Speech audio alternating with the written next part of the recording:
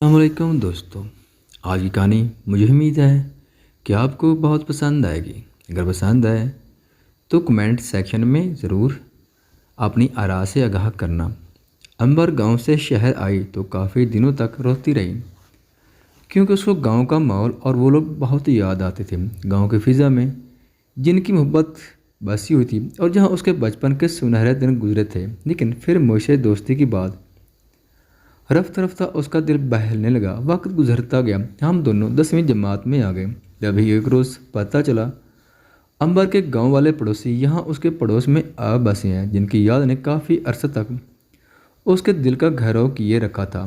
یہ بات مجھے امبر نے کافی دنوں بعد بتائی کہ تیمور کے گھر والے ان کے پڑوس میں آئے ہیں، لیکن وہ تیمور سے کترانے لگی کیونکہ دونوں اب بڑے ہو گئے تھے۔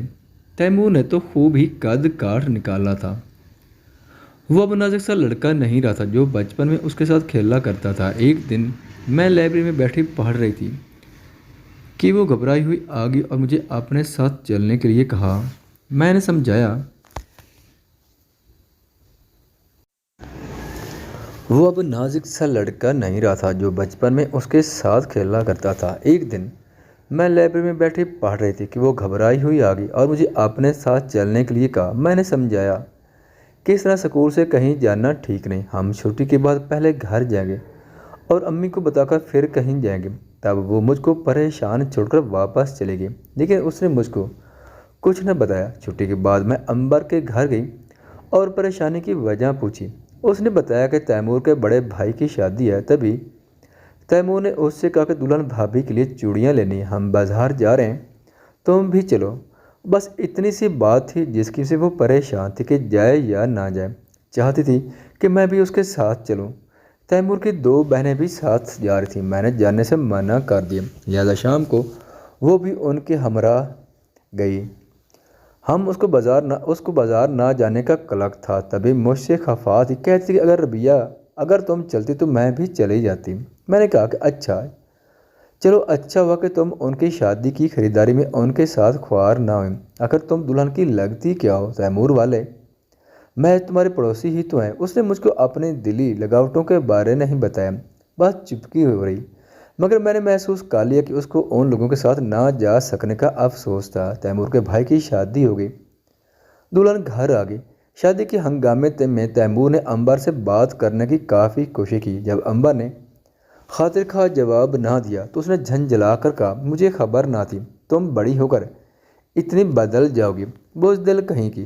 ہم بچپن کے ساتھی ہیں اور اب تم حد درجہ مغرور ہو گئی ہو۔ امبر کو برا لگا، بولی، میں بزدل نہیں، تم آخر چاہتے کیا ہو؟ تم اگر بزدل نہیں ہو تو پھر مجھ سے بات کرو، میں تم سے کچھ کہنا چاہتا ہوں۔ یہاں لوگوں کی وجہ سے کترا رہی ہو نا، چلو کل آصف کے گھر آ جانا، میں وہاں تمہارا انتظار کروں گا۔ امبر اس بات سے کافی اپ سیٹ ہوگی، مجھ سے مشورہ کیا۔ میں نے کہا کہ جب تم لوگ گاؤں سے یہاں آئے تھے، یاد ہے کتنا تیمور اور اس کی امی کو یاد کر کے رویا کرتی تھی؟ یقیناً ان لوگوں نے تم کو بہت پیار دیا ہوگا کہ تم انہیں بلا نہ پاتی تھی۔ اب وہی لوگ جب تمہارے پڑوس میں آ بسے ہیں تو ان سے بات کرنے سے دور کیوں بھاگتی ہو؟ آخر آصف کے گھر جا کر بات کرنے میں کیا حرج ہے؟ ہم وہاں جاتے ہی رہتے ہیں۔ ہاں ٹھیک کہتی ہو، میں تیمور کو مزہ چکھاؤں گی۔ اس نے مجھے بزدل کہا، آخر وہ خود کو سمجھتا کیا ہے؟ ایک سیدھی سی بات کے بارے میں اس نے عجیب گفتگو کی تو میں اس کے ذہن کی بازی گری پر حیران رہ گئی۔ آصف بھی ہمارے پڑوس میں رہتا تھا اور تیمور کا دوست بھی تھا۔ ہمارے والدین کا اس کے گھر آنا جانا تھا۔ امبر کا ارادہ تھا کہ وہ تیمور کی خبر لے گی، اس کو کھری کھری سنا دے گی کہ کیوں بزدل اور مغرور کہا تھا۔ لیکن ہم جب آصف کے گھر گئے تب تیمور نے اس کے ساتھ اس قدر نرمی سے بات کی کہ امبر کا پھرا ہوا دل موم ہو گیا۔ یہ میری تیمور کے ساتھ پہلی دو بدو ملاقات تھی۔ میں نے تیمور کو اچھا اور سمجھا ہوا سلجھا ہوا انسان پایا۔ اس نے پہلی بار سے ہی مجھ کو بہن کہہ کر مخاطب کیا تو میں نے بھی اس کو بھائی بنا لیا۔ اس کے بعد جب بھی امبر اور میں آصف کی بہنوں سے ملنے جاتے، اتفاق کہ اسی وقت تیمور بھی وہاں آصف سے ملنے آ نکلتا۔ وہ فوراً مجھ سے سلام دعا کرتا اور جب میں آصف کی امی اور بہنوں سے باتیں کرتی تو تیمور امبر سے باتیں کرنے لگتا۔ آصف کی امی سیدھی سادی خاتون تھی، سمجھتی تھی کہ آصف اور ہم सब चूँकि एक ही कॉलेज में पढ़ते हैं, इसी वजह से नोटिस वगैरह के सिलसिले में उनके वहाँ इकट्ठे हो जाते हैं। वो हमें बेटियों की तरह प्यार करती थी। अमर जाती या ना जाती, मैं उनसे मिलने ज़रूर जाती। उनकी बेटियां हॉस्टल चली जाती, वो अकेली हो जाती, तो मैं घरेलू कामों में उनका हाथ बटा देती, उनको भी चाय बना देती और कभी उनके कमरे की सफाई कर देती। वो मेरी खिदमत गुजारी से खुश होती, कुछ बीमार रहती थी और मैं उनके सारे काम बेलौस होकर करती थी। उनकी खिदमत में मज़ा आता था। वो मुझे दुआएं देती। जाने कब फिर उनके दिल में ये ख्याल आया कि उनकी बहू को मुझ जैसा होना चाहिए। एक दिन यही बात उन्होंने आसिफ के कान में कही और उसने मुझे नज़र भर कर देखा तो मैं उसकी नज़रों का मतलब समझ गई। उससे पहले तो मेरे जहन में ख्याल तक नहीं आया था कि मैं आसिफ के बारे में सोचूंगी या वो मुझको अपनाने के नज़रिए से देखेगा। आंटी ने उसके बाद मुझको ना गिनवाने की जैसे कसम खा ली हो। वो कहती थी कि इस घर को तेरी जैसी हमदर्द, संजीदा, समझदार और सुघड़ लड़की की ज़रूरत है और मुझको भी तुझसी बेटी की तलाश थी। अगर तुझको मेरा बेटा बुरा नहीं लगता तो मैं आज कल में जाकर तेरे वालिदैन से तुमको मांग लूँगी।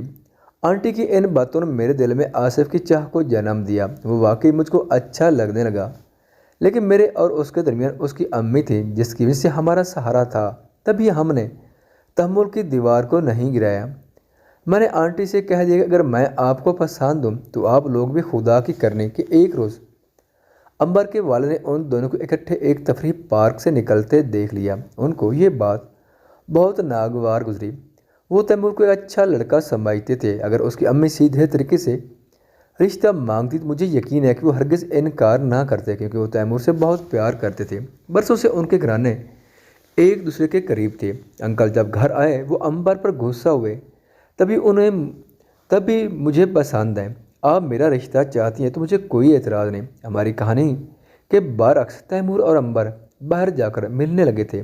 ये बात उन्होंने मुझसे भी छुपाई रखी क्योंकि वो जानते थे कि मैं उनको मना करूंगी। अंबर को यह भी डर था कि उनकी बाहर की मुलाकातों का राज मैं उसकी अम्मी पर ना फाश कर दूं। कि लड़कों ने भी ये बात सुन ली। उनका जवान खून खोल गया। बोले कि हमको तैमूर से ऐसी उम्मीद ना थी, हम तो उसको अपना भाई जैसा दर्जा देते थे। उसने हमारी बहन के साथ गलत रास्ता इख्तियार कर लिया। अब हम उसको इस दगाबाजी का मसा चखाते हैं।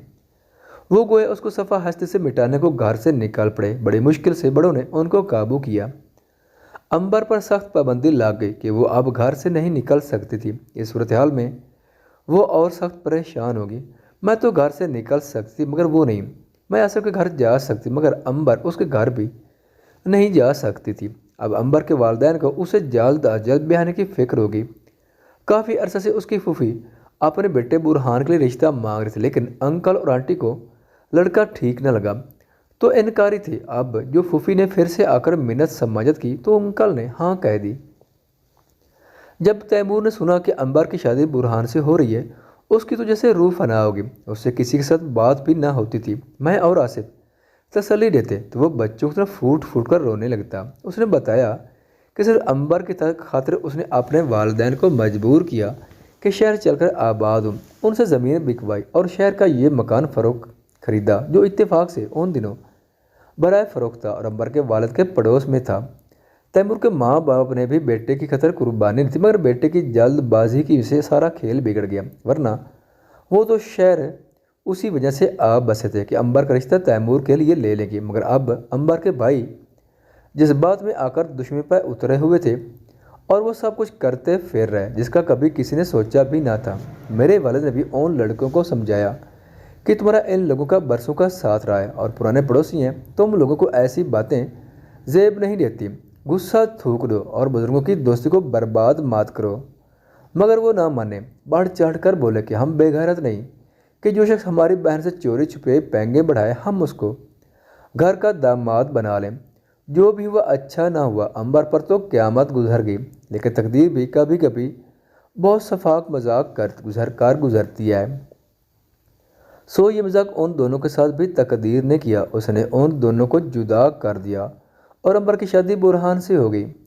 तैमूर की यह चाहत आज कल की ना थी, दोनों का पुराना साथ था। वो इतना बीमार पड़ा कि मैं और आसिफ उसकी हालत देखकर खौफजदा हो गए।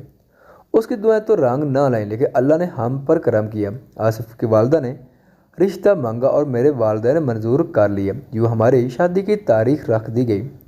آصف کیونکہ اچھی شہرت کا مالک تھا، ماں باپ کا اکلوتا اور صاحب جائیداد تھا، اس کے والد بھی خوشحال بزنس مین تھے۔ آصف نے کامرس میں فرسٹ پوزیشن لی تھی، اس کا مستقبل شاندار تھا۔ میرے والدین نے اس کو داماد بنانے میں زیادہ سوچ و بچار سے کام نہ لیا اور باقی کا معاملہ قسمت پر چھوڑ کر اس سے میری شادی کر دی۔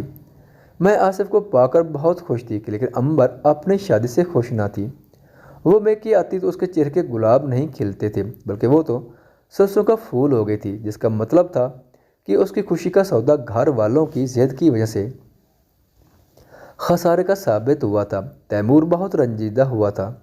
اس کی ہزار دعاؤں کے باوجود امبر اس کو نہ مل سکی، جس کی خاطر اس نے ماں باپ سے گاؤں کا گھر زمین سب کچھ بکوایا تھا اور شہر آب بسیرا کیا تھا۔ کچھ ماہ بعد امبر شوہر کے ہمراہ کینیڈا چلی گئی اور وقت کے ساتھ ساتھ بالآخر تیمور کو بھی صبر آنے لگا اور وہ سنبھل گیا۔